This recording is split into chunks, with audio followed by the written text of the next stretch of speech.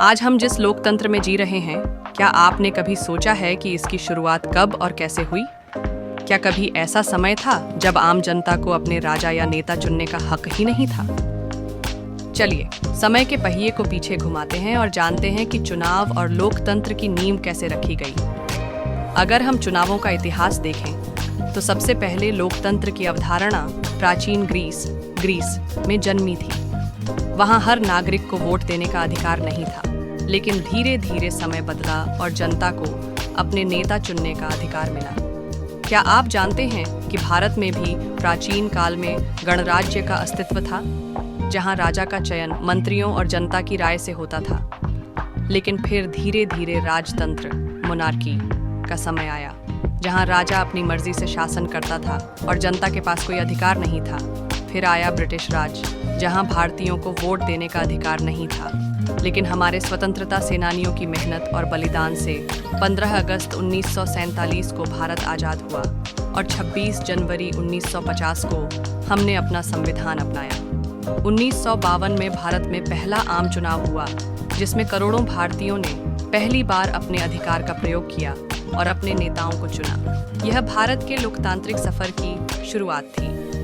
अब सवाल ये उठता है कि चुनाव हमारे लिए इतना महत्वपूर्ण क्यों है? चुनाव सिर्फ एक प्रक्रिया नहीं, बल्कि यह लोकतंत्र की आत्मा है। यह हमें मौका देता है कि हम अपने देश की सरकार चुन सकें, अपने क्षेत्र के लिए सही प्रतिनिधि का चयन कर सकें और अपनी आवाज़ को बुलंद कर सकें।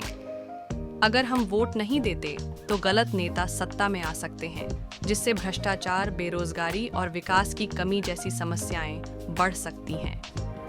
क्या आपने कभी सोचा है कि कुछ देश इतने विकसित क्यों हैं? क्योंकि वहाँ की जनता अपने मतदान अधिकार को गंभीरता से लेती है और सही उम्मीदवार को चुनती है। हम केवल सरकार से उम्मीद नहीं कर सकते, हमें भी अपनी जिम्मेदारी समझनी होगी।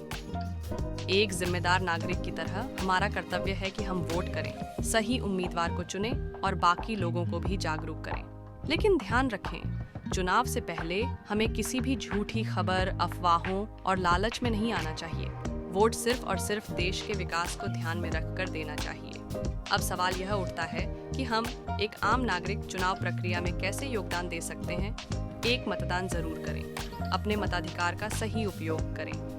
2, सही उम्मीदवार को चुनें, उनकी नीतियां और योजनाएं समझें। 3, फेक न्यूज़ से बचें, किसी भी झूठी खबर को फैलाने से पहले उसकी सच्चाई जांचें। 4, दूसरों को जागरूक करें, अपने परिवार, दोस्तों और समाज में वोटिंग का महत्व समझाएं। अगर हम सब मिलकर सही चुनाव करेंगे, तभी हमारा समाज, राज्य और देश आगे बढ़ेगा।